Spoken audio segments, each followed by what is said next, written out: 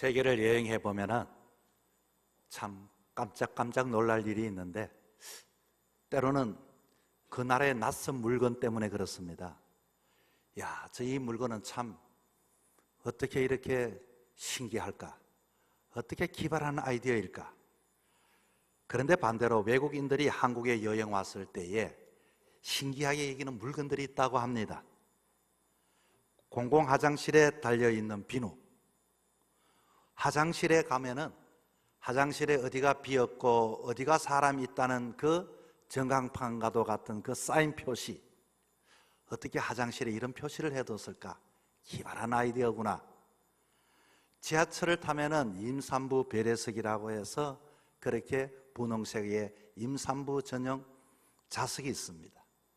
그리고 정수기 옆에 보면은 일회용 접이식 종이컵, 그걸 보고 이야, 기발한 아이디어다. 길거리에 설치되어져 있는 대형 우산, 우리 포항에는 모르겠지만 서울에서는 온도에 따라서 우산이 접혔다 이렇게 또 펼쳐지는 곳도 있다고 합니다. 그리고 이 식당에 가면은 식당벨, 한국에만 있다고 합니다. 선도 달려있지 않는데 이 식당벨을 누르기만 누르면 사람이 찾아오니 참 기발한 아이디어다. 여러분, 역사상 가장 위대한 발명품은 어떤 것이 있을까요? 비행기, 컴퓨터, 만원경, 현미경, 인쇄기, 텔레비전, 빼놓을 수 없는 게 있죠. 여러분 다 가지고 다니는 핸드폰. 그런데 여러분, 뉴욕대학교 가상문화 강의하는 라시코프 교수님이 지난 세계 2000년 동안 가장 놀라운 발명품을 뭐라고 하셨는가 하니 지우개다 이렇게 말했습니다. 지우개는 잘못된 것을 다시 시작하는 지우개. 이 발명품은 인류 역사상 가장 위대한 발명품이다. 왜 지우개가 위대할까요? 학교에서 자녀들이 시험을 치를 때 한 손에 지우개를 들고서 시험을 치릅니다. 혹시 답을 잘못 썼다 할지라도 다시금 쓸 수 있는 지우개, 다시금 그렇게 만회할 수 있는 지우개, 지우개로 오답을 지워낼 수 있기 때문인 것입니다. 그런데 문제는 지우개는 모든 것을 지울 수 있는 것은 아니지요. 사람에게는 누구에게나 지우고 싶은 과거가 다 있습니다. 과거의 죄악, 철없는 시절의 실수, 다른 사람에게 받았던 마음의 상처, 이것 좀 지웠으면 좋겠는데 지워지지 아니하여 때로는 그 상처 때문에 날마다 나를 괴롭힐 때 얼마나 힘들고 어렵겠습니까? 2004년도 20년이 되었습니다. 당시 10대 40여 명이 가해자가 되어 또래 아이를 못되게 하였습니다. 지금은 이들은 다 30대가 되어 적어도 30 후반이 되어서 사회적으로 경제적으로 어느 정도 그렇게 여유를 가지고 직업을 가지고 가정을 가지고 살아갑니다. 그런데 이들은 계명까지 하면서 과거를 세탁하고 평범히 살아가고 있지만 20년이 지난 최근에 누군가가 얼굴을 알아보는 사람들로 인하여 인터넷에 공유가 되어졌습니다. 요즘은 여러분 도처에 패스티 CCTV가 설치되어 있어서 주변에 다수 차량에 블랙박스가 장착되어 있어서 역추적하고 재구성하면 어제 당신이 어디에서 무엇을 했는지 다 알고 있다고 하는 것입니다. 그러다 보니 지극히 평범한 삶을 살아왔던 사람들도 견물생심에 타인의 물건을 아무도 보는 이가 없으면 너무 장난스럽게 그렇게 슬쩍 했다가 때로는 전과자로 전락하는 사례도 흔하게 나타나기도 합니다. 이런 어리석은 지난날 지울 수만 있으면 얼마나 좋겠습니까? 마땅히 죄악에 대하여 죄의 벌을 받아야 되겠지만 때로는 그로 인하여 마음의 이 상처, 마음의 고통, 마음의 그 죄책감, 그로 인하여 남아있는 삶이 한참 남아있음에도 불구하고 자기가 자기를 괴롭히고 때로는 자기의 그 수치감과 죄책감에 건강한 삶을 살아가지 못하는 사람들이 어디 한둘이겠습니까? 오늘 본문은 예수 그리스도는 십자가에 못 박혀 흘리신 피로 저주를 지우셨고 과거의 죄악을 지워 새롭게 하신다는 말씀이 나와 있습니다. 여기서 지운다는 것은 문질러 박박 이와 같이 닦아내고 싹싹싹 문질러 이렇게 낙서를 뿌리고 철수세미로 닦아낸다는 그 뜻도 있지만, 그러나 죄하여 버린다, 태워버린다는 것입니다. 예수님이 이 땅에 오신 것은 죄로 인하여 우리에게 사망이 찾아왔고 어떤 누구도 자유하지 못하는 인생들, 살아가야 할 날이 많음에도 불구하고 늘 언제나 열등감과 부끄러움과 수치심에 살아가는 자들에게 다시금 세기를 주시고 기회를 주시는 예수님이 되시기 위하여 이 땅에 오셨습니다. 시편 1장 이사야 1장 18절에는 여호와께서 말씀하시되 오라 우리가 서로 변론하자. 너희 죄가 주홍 같을지라도 눈과 같이 희어질 것이요 진홍같이 붉을지라도 양털같이 희게 되리라. 예수님의 보혈로 우리의 인생을 다시금 리셋시켜 드리겠다는 것입니다. 현재도 지을 수 있고 미래도 지을 수 있고, 그러면 우리는 진정 무엇을 지우며 살아가야 할까요? 무엇이 우리로 하여금 남은 여정의 삶을 이렇게 힘들고 스스로 주눅들게 합니까? 첫째는 나의 영혼의 죄악을 지워주시는 분이 예수 그리스도의 보혈의 피인 것입니다. 모든 사람은 과거의 짐을 지고 살아갑니다. 로렌츠라고 하는 사람은 이런 책을 썼습니다. 당신의 과거를 지워드립니다. 그런데 사람들은 자신의 과거에 사로잡혀 죄책감에 빠져서 사는 사람들이 굉장히 많다고 합니다. 자신의 과거를 지우고 싶은 사람, 여러분 우리 민족도 가난했던 시절에 얼마나 많은 죄악을 저질렀습니까? 과거의 사인들 얼마나 많이 있었습니까? 배고픔을 참지 못하여, 때로는 자식을 자기가 키우지 못하여 다른 사람에게 맡기기도 하고, 때로는 그 자식을 버린 부모들, 그리고 가족을 먹여 살리거나 동생을 공부시켜야 한다는 것 때문에 뜻하지 못한 직업을 가지고서 평생을 이와 같이 지난날의 자신의 모습을 보면서 아파하고 힘들어하는 사람들, 심지어 남을 해롭게 하고 남의 것을 가지고 갚을 길이 없어서 이와 같이 고향을 등지고 야반 도주했던 사람들, 여러분 아무리 사람을 피해 달아나고 그렇게 도망간다 한들 우리 마음에 과거의 그 무거운 짐을 벗어낼 수 있는 사람이 어디 있겠습니까? 정도 차이지만 모두 부끄러워서 모두가 드러내지 못할 그 과거로 인하여서 힘들어하는 사람들, 예수님을 믿으면서도 예수 영접 시간에 들어와서 과거의 것이 자꾸만 생각나서 내가 새롭게 되었다고 이와 같이 구원받았다는 것도 믿기지 않는 우리들의 이와 같이 힘든 그 마음은 어떻게 어루만져 주어야 할까요? 어떤 교회 기도만 하면 예수님이 나타나셔서 대화를 나누는 여자 집사님이 있다고 합니다. 목사님이 궁금해서 집사님에게 물었습니다. 집사님 정말 그렇습니까? 정말 그래요. 제가 기도하면 예수님이 언제나 나타나셔서 내 말씀도 들어주시고 말씀해 주세요. 그래서 목사님이 이렇게 말했습니다. 집사님, 그러면 내가 중학교 2학년 때 무슨 죄를 지었는지 물어봐 주세요. 집사님은 그래 하겠다고 했습니다. 며칠 후 목사님이 물었습니다. 집사님, 목사님 만나 뵀습니까? 만났지요. 내 죄 물어봤습니까? 물어봤지요. 그러면 내가 중학교 2학년 때 무슨 죄를 지었는지 뭐라고 합니까? 집사님이 말합니다. 다 잊어버렸대요. 다 잊어버렸대요. 예수님을 믿는 자는 너희 죄가 진홍같이 있고 주홍 같을지라도 양털처럼 흰눈처럼 깨끗해졌기 때문에 모른다는 것입니다. 여러분 그렇습니다. 누구든지 예수님을 믿기만 하면 구원을 받습니다. 성경은 말합니다. 만일 우리가 죄를 자백하면 저는 미쁘시고 의로우사 우리 죄를 사하시며 모든 불의에서 우리를 깨끗게 하실 것이요.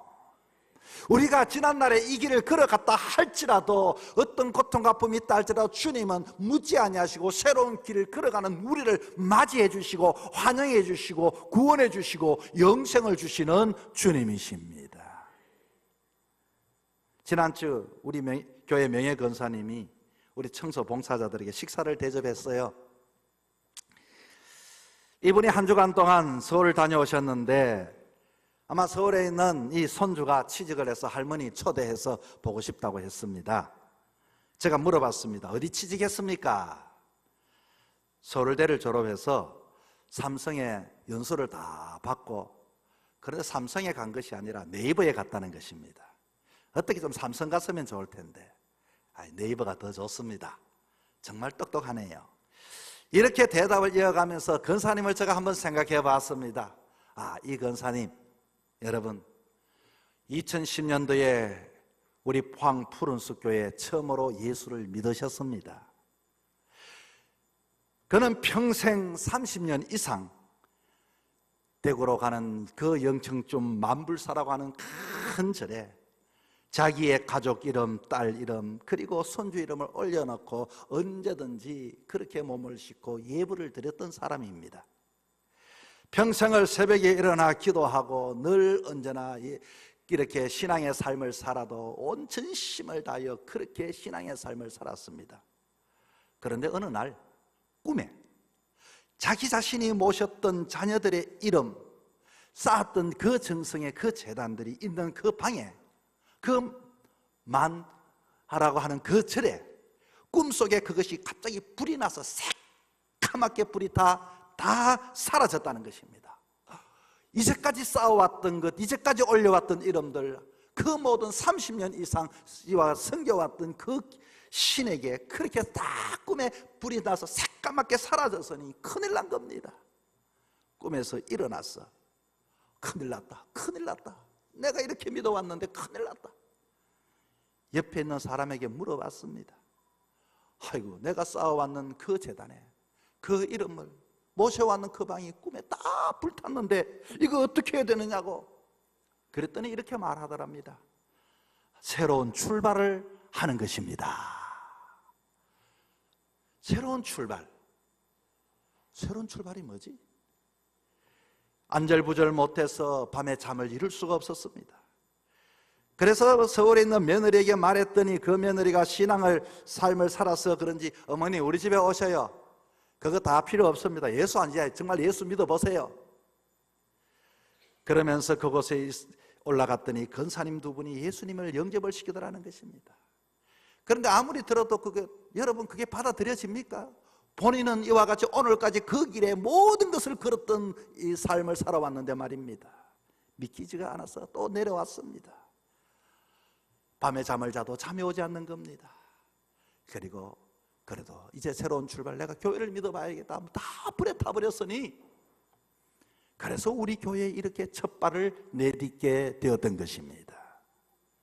여러분, 예수를 믿었지만 5년간은 밤에 잠을 자도 편안한 잠을 한 날도 잘 수가 없었다는 거예요.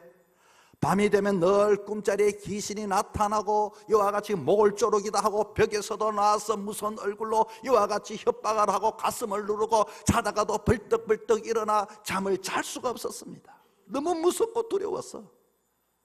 여러분, 두 가지의 이 신앙 전쟁이 시작되어진 것이죠. 수년간 신앙생활을 그렇게 하면서 얼마나 울고 울었던지 그걸 하나님 앞에 결단하며 기도했습니다. 하나님, 이제 내 눈꺼풀이 너무 울어서 이렇게 눈꺼풀이 물러졌는데 제발 울게 하지 말게 해달라고. 제발 주님, 제발. 그러면서 자기를 묻고 있는 조상신으로부터 좀 자유함을 달라고 하나님께서 나를 건져달라고, 도와달라고. 여러분, 권사님은 집을 떠나서 어디든지 하루 이상 잠을 자지를 못합니다. 어디든지 그 집에 가면은 내가 교회 옆에 있어야지. 옛날에 갔던 그 신앙의 태도와 자세를 가지고 그런 삶을 사셨지만, 이번에는 한 주간 있는 동안에도 하나님이 나에게 마음의 평안함을 주셨다는 것입니다. 여러분, 우리는 무엇을 말합니까? 과거의 조상신에 묶여 날마다 두려워하는 삶에서 성령께서 어디를 가든지 함께 하셔서 담대함과 평안을 얻게 되었다는 것인데, 사실 우리 권사님은 신앙생활을 해도 너무 화끈하게 하셔요. 우리 교회가 건축이 선포되어졌을 때 우리 교회 1호 헌금하신 분입니다. 그것도 8년 전에 자신의 아파트를 정리하여 혼자서 이와 같이 전세를 정리하여 이렇게 다 넉넉치 않는데도 이렇게 마중물과 같은 그와 같은 헌금을 하여 힘을 얻게 했습니다.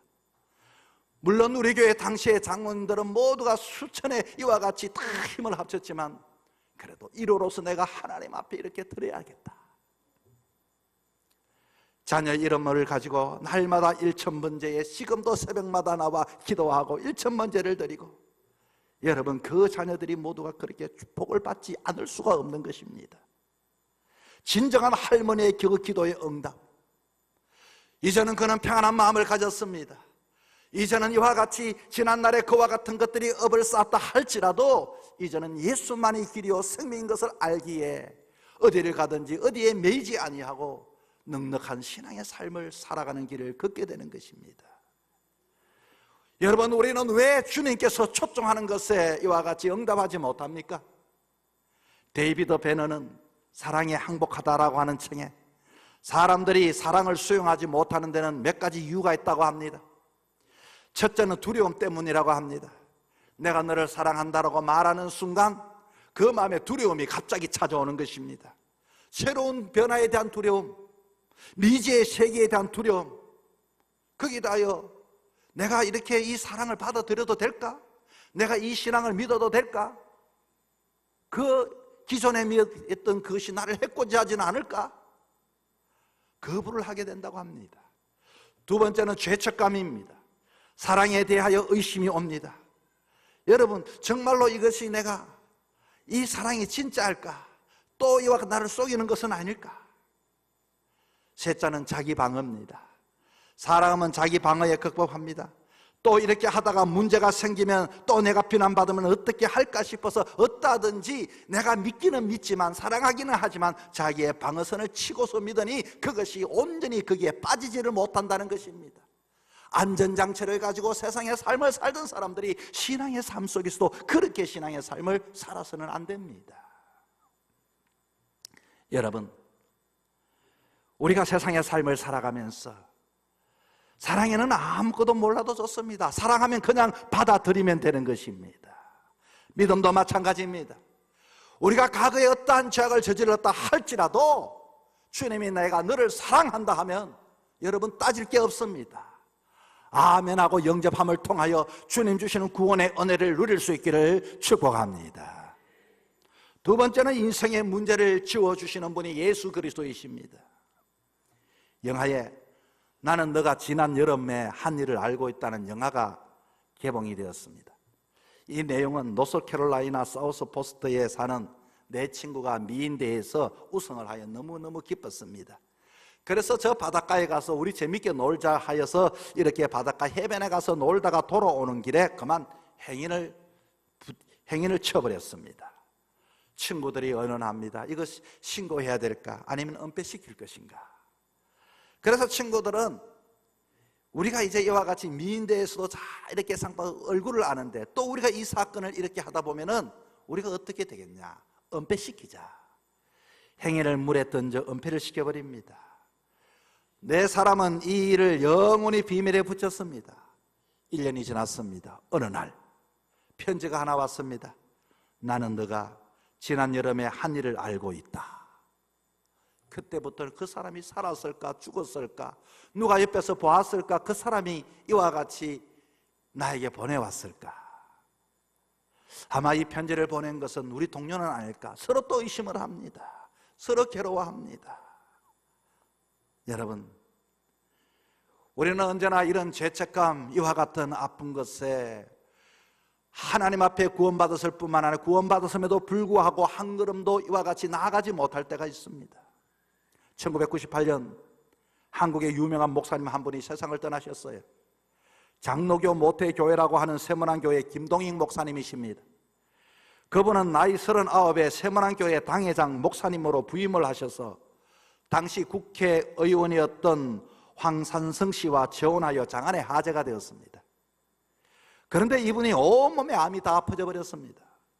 얼마나 퍼졌는가 하니 수술할 수도 없었어요. 그러나 하나님께서는 잠깐 동안 건강을 회복해서 강단에서 설교할 수 있는 기회를 주셨다고 합니다. 목사님이 퇴원하여 강단에 서게 되는 날 온 교인들은 다 눈물바다가 되었습니다. 그때 목사님이 간증을 합니다. 더 이상 가능성이 없다고 진단이 내려졌는데 모두가 잠이 든 밤 도무지 잠이 오지 않더래요. 그래서 하나님 앞에 기도하기를 시작했습니다. 눈물이 하염없이 흘렀습니다. 하나님, 저에게 다시 한 번 더 기회를 주십시오. 제가 이제 나이가 56인데 저를 오라 하시면 제가 가겠지만 하시면 나에게 주어진 이 시간들 뜻깊은 목회 발자취를 남겨가고 싶습니다. 그런데 새벽에 강한 하나님의 음성이 마음에 느껴졌다는 것입니다. 이번은 살려준다. 이전같이 목회하면 안 된다. 말로만 목회하면 안 된다. 직접 너가 체험한 능력으로 나를 증거하라. 그래야 너도 살고 교인들도 산다. 그 의사들이 손을 댈 수 없다고 했지만 콩팥을 제거하고 내장도 제거하고 대수술을 받고 하나님께서 소생시켜서 강단에서 얼마 동안 그렇게 또 설교도 하시고 목회를 하셨습니다. 그런 목사님이 죽음을 앞두고 하나님으로부터 그런 말씀을 들었다면 우리는 어떻게 할까요? 여러분의 생명이 한 30일 남았다고 남았다면 무엇이 중요하겠습니까? 내가 30일이 남았다면 나에게 중요한 것 하나님 앞에 서는데 문제가 없느냐 하는 것입니다.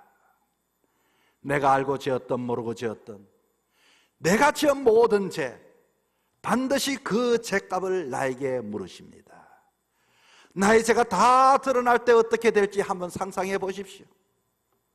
공부하는 학생은 늘 지우개를 들고 다닙니다.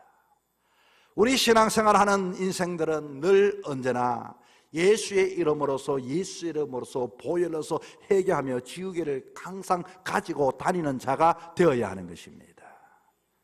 여러분, 그 지우개가 뭡니까?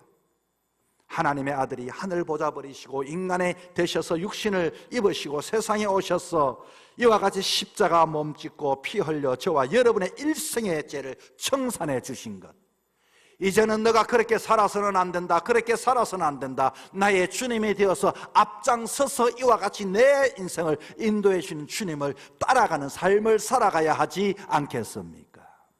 구원을 받았으면서도 이와 같이 주님이 나의 구세주입니다라고 말을 하고 구원 받았음에도 불구하고 내 마음대로 내가 하고 싶은 대로 내 판단대로 경험대로 살아가는 삶을 살아서는 안 됩니다. 날마다 주님께 여쭙고 살아가야 합니다. 그렇게 따라가다가도 여전히 우리는 지울 것이 많고 씻을 것이 많고 부족하지 많을 때 주님 앞에 도움을 요청하십시오. 주님, 지워주십시오. 정결하게 하여 주옵소서. 깨끗게 하여 주옵소서. 회복하게 하여 주옵소서. 여러분, 보혈의 위대한 힘이 아니면 우리는 아무 가치가 없습니다. 예수가 아니면 우리는 아무 가치가 없습니다. 저는 어제 낮에 우리 노예 안에 어느 부서에 모임을 가고 또 밥을 잘 먹었습니다. 그곳에서 또 이 포항 땅에 임직하시는 분들을 130몇 명을 이렇게 교육을 시켰습니다. 저녁에 또 이렇게 맛있는 것을 먹었습니다. 집에 돌아오는 길 생각했습니다. 저 같은 사람 하나님 은혜 안에 이렇게 대접받고 사랑받고 자리 세움받고 너무너무 감사했던 것입니다. 우리 그리스도인들이 이 땅에 사는 것 하나님의 은혜입니다. 하나님의 사랑입니다. 그렇게 살면서 죄를 지을 때 우리는 죄악을 가지고서 주님과 함께 동행할 수가 없습니다. 그럴 때마다 주님 앞에 나와 우리는 죄악을 용서함을 받는 자가 되어야 하는 것입니다. 우리의 영혼이 구원받은 것은 예수를 영접하는 일에 죄책감으로 주저하지 말아야 하는 것입니다. 이제 나는 하나님의 자녀다. 때로는 넘어질 수 있습니다. 그럴 때마다 주님 앞에 나와 여러분 도움을 구할 수 있기를 바랍니다. 주님은 깨끗게 하시는 분입니다. 다시 기회를 주시는 분이십니다. 씻어주시는 분이십니다. 남은 여정도 주님과 함께 아름답고 복된 삶을 살아가는 저와 여러분의 일생이 되기를 주 이름으로 부탁을 드립니다.